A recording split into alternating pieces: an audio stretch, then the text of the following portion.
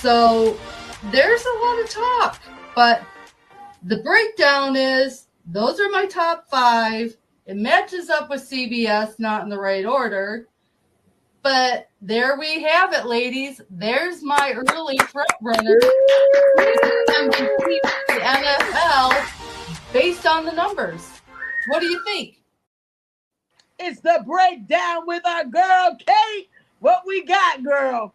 We're going to first start off with the early game, which I was watching on a plane coming back from Oklahoma. But let's just talk about the Vikings and the Bear game. Actually, I was watching it on Monday night. Let's talk about J.J. McCarthy. I'm representing his jersey tonight. Sorry, Delilah. It was versus your Bears. But it was a rough start. It was a really rough start. Not a lot of yards, not a lot of good plays. It was looking pretty rough. I mean, oh my gosh, Twitter was up in roars about it. The Ohio State fans were coming out of the woodwork talking about how he's not good, he's not going to win. And anyway, J.J. McCarthy in one of the huddles said, "Do we want to be anywhere else but here?" He said that to his team. He said, he looked at Jay Jettis and said, "Are we good?" And he goes, "Yes, we're good. I got your back." And so he threw a pick 6. And after that, you just saw this look in that young man's face. And he said, "Never again. This is not going to happen." And he was in the tunnel at halftime. He dapped up every one of his players' hands. And it was pretty incredible. But he went against the Chicago Bears. Caleb Williams came out, had an easy drive. I was like, oh my gosh, this is Chicago's night. They're going to win. Everything looked great. DeAndre Swift was running well. You had all these great plays happening. You had Sewell, who had a great defensive game for Chicago. He had 7 tackles, 2 assisted, 3 sacks on defense. I was like, there's no way Chicago's going to lose this game. Delilah's probably like, oh my gosh, I can't believe you're building it up like this again. So anyway, Williams had 210 yards, a touchdown, 0 interceptions. Williams and Swift both rushed for about over 100 yards. It was, I mean, DJ Moore was doing well receiving. And then this is what happens. McCarthy goes, nah, you're not taking away my debut win. And hopefully he didn't read Twitter at halftime because it was brutal. But he ended up 13 out of 20 for 143 yards, 2 touchdown passes, one to Jay Jettis, which is Justin Jefferson. One was to Jones.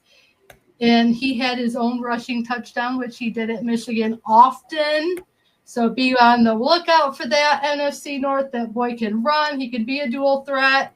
We just ran at Michigan a lot, so he didn't get to show that part of himself very much. But it was a great NFC showdown. It allowed the Vikings to return the punt at the end of the game, which is what caused the Chicago to not get the ball back on that last possession. Metellus, who is also a Michigan guy, had the best defensive game for the Vikings that game. And then Hargrave had the great sacks against Caleb Williams and really had a great defensive game. So really, I was pretty shocked that they came back. The Vikings endured, and JJ got his debut win. And right now, he and his fiance are at the hospital about to become parents for the first time, trying to get this baby born so that JJ can continue on his season. So there's a little tidbit for you from the Michigan fan who follows everything my players do when they go to the NFL. But Delilah, I really expected your team to win that game the way they started. So did I. Yeah, everybody did. I fell asleep. So did I. Moment for my boy. But I was shocked. I was elated. And JJ was the NFC Offensive Player of the Week for the NFL. So transitioning to the Bills versus Ravens game, and if you didn't watch that game, you probably missed the best game of the whole first week here.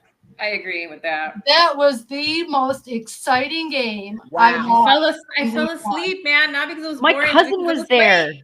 Your cousin was there? Yeah. Oh Wow. my Yeah, God. What a Justin. game. What a game. So, anyway, it was the Bills versus Ravens, a great AFC North competition. Oh, I love that AFC North. My bagels are in it. But here the Ravens come out. They're just barreling down that field. Derrick Henry's just looking like he's still a rookie in the league and young and vivacious and running. He had 169 yards that game. I swore he was going to go for 200, and something gave up in him. You have Zay Flowers with 143 yards. And Yeah, then great game. it was a great game. Going into the fourth quarter, it was 34-19, and you saw these Bills fans getting up, leaving, and they're going, "We're done. We're not going to win this game. It's over." And then Josh, the massive piece of magic, Allen, your boy, Jay, said, we are not done yet. He had an explosive fourth quarter for his team. Ended up with 394 yards of offense for himself alone. 2 touchdowns thrown, 2 rushing touchdowns of his own, and had 112 passer rating by the end of that game. I mean, you can't count out your reigning MVP in the NFL. Right. That he's going to lay down and let his team lose. And they had one hell of a comeback. Let's because go. Everyone thought this game is over. And the thing that really changed that game was Derrick Henry's fumble. When he fumbled that ball, that's when I knew the Ravens were done. I had a good feeling that this was not going to go their way. And then they had their kicker, Matt Prater, who won that game, had only been with the team for like 120 hours before that game. Did you guys know that? Wow. I saw something about that, but I didn't know. Organization. I didn't realize. I know that they had just signed them, but I didn't realize like that. Like, wow. Yeah, he had just signed like 120 hours, only had a few days to really gel with that team. Wow. Before he went off and kicked that game winner.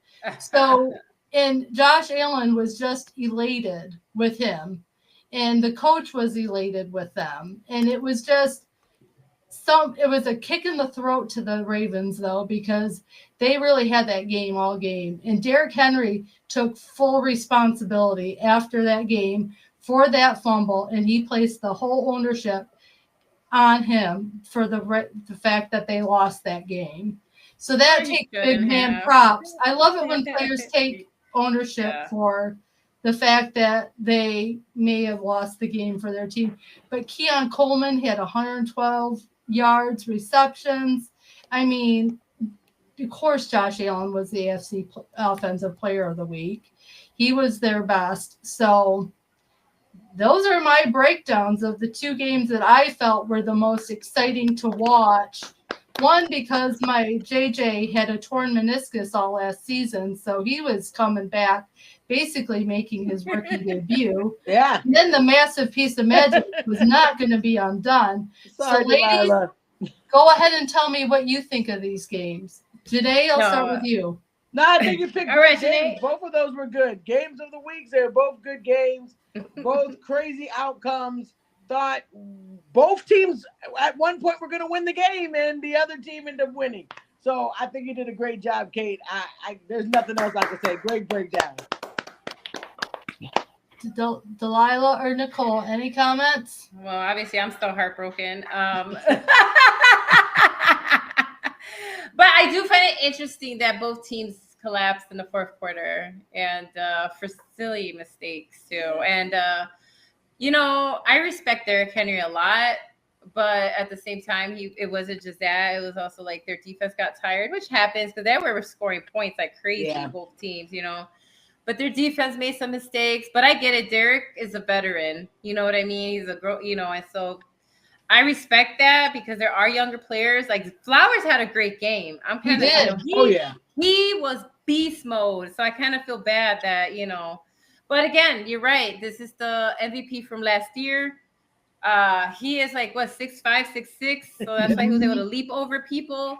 So like that is, I mean, we know quarterbacks are tall in general, but that's like he is like Massive piece of magic. There you go. And so he was like, you know, he leaped over one player. It was like crazy. I saw the highlights because at some point I fell asleep only because it's Sunday night, and I'm like, something that turned into a little old lady when I'm home. So I didn't mean to.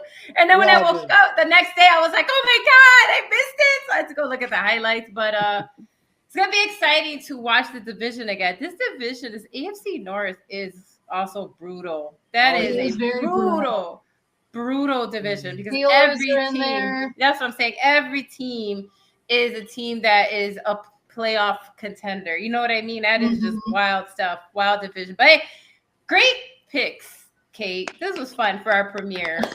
Yeah. Any comments, Nicole? I didn't get to watch either.